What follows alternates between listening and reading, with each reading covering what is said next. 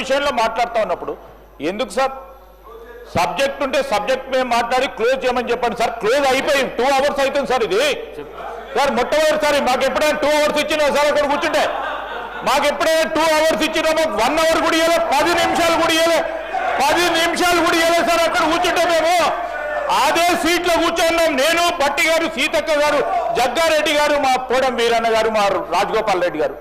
ఒక్క 5 నిమిషాలు ఇస్తే 10 నిమిషాలు ఇంటరప్షన్స్ వస్తున్నాయి. 2 hours ఇచ్చి మీరు పెద్ద హృదయంతో, మేము కూడా పెద్ద హృదయంతో మీరు ఇచ్చే సూచనలు విందామని ఆలోచన చేస్తే ఇష్టారాజ్యం విమర్శలు చేస్తూ పోతా ఉన్నారు అధ్యక్ష.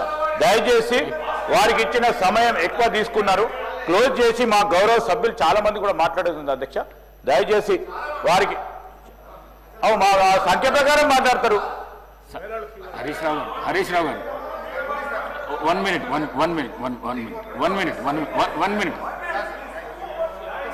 సభానాయకుడు సభలు లేనప్పుడు ప్రస్తావించడము సరైన పద్ధతి కాదు. ఒకటి.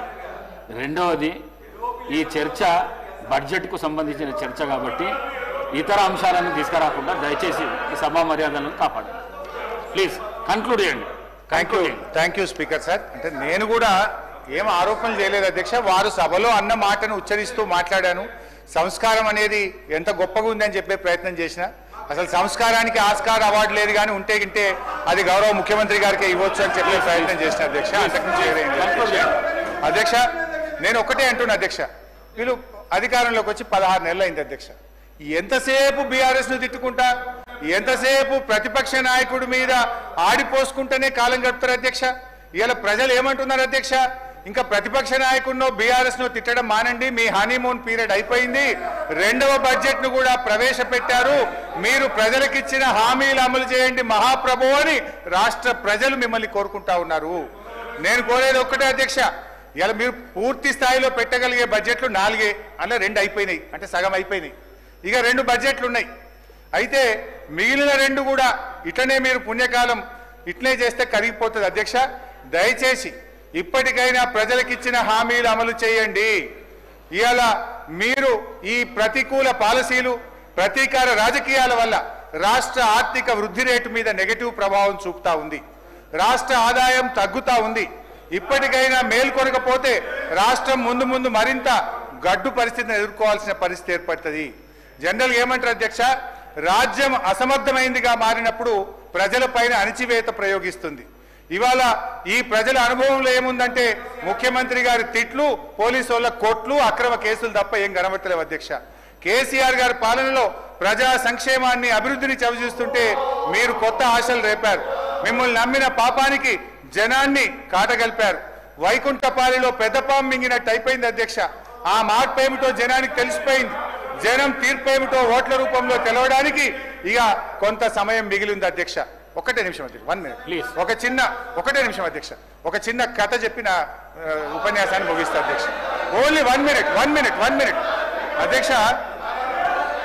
పంచతంత్రంలో చిన్నయ్య సూరి గారు చెప్పిన కథ అధ్యక్ష. ఇది పంచతంత్రంలో చిన్నయ్య సూరి గారు చెప్పిన కథ అధ్యక్ష. ఒక నక్క ఆహారాన్ని వెతుకుంటూ ఊర్లోకి వచ్చిందట అధ్యక్ష. అక్కడ రజకులు ఉపయోగించే నీలి రంగు ఉన్న తొట్టిలో పడిపోయింది. ఆ నక్కకి ఏమైపోయింది, ఆ తొట్టిలో పడితే ఆ నక్క ఒంటి నిండా నీలి రంగు అంటుకున్నది. ఆ నీలి రంగు అంటుకున్న తర్వాత అది మళ్ళీ అడవిలోకి పోయింది. ఇదేదో కొత్త జంతువు అనుకొని అడవిలో ఉన్న జంతువులన్నీ భయపడ్డాయట అధ్యక్ష. ఈ నక్క కూడా ఇదేదో బాగుంది, అందరు నాకు భయపడుతుందని నేను దేవుడు పంపిన దూతను, ఈ రోజు నుంచి నేనే మీకు రాజును అని ఆ నక్క అన్నదట అధ్యక్ష. జంతువులు భయంతో అంగీకరించాయి. ఆ నక్క జంతువులను అనేక రకాలుగా కష్టపెట్టే భరించాయి అధ్యక్ష. ఒకరోజు ఆ నక్క పెద్ద సభ పెట్టింది, కొత్త చట్టాల గురించి చెప్తుంది. అంతలోనే పెద్ద వర్షం పడి ఆ నక్క అంటిన నీలిరంగంతా కరిగిపోయింది. నక్క నిజస్వరూపం బయటపడ్డది. మాయ మాటలతో, మారువేషాలతో పెట్టే భ్రమలు ఎక్కువ కాలంలో నిలవదు అన్నది ఆ యొక్క నీతి సూత్రం అధ్యక్ష. వీళ్ళ మాయ మాటలు కూడా ఎక్కువ కాలం నిలవవు. వీళ్ళ మాటలు, వీళ్ళ యొక్క నీతి ఈ రాష్ట్ర ప్రజలకు అర్థమైపోయింది. జై తెలంగాణ, జై కేసీఆర్. బాలు నాయక్ గారు.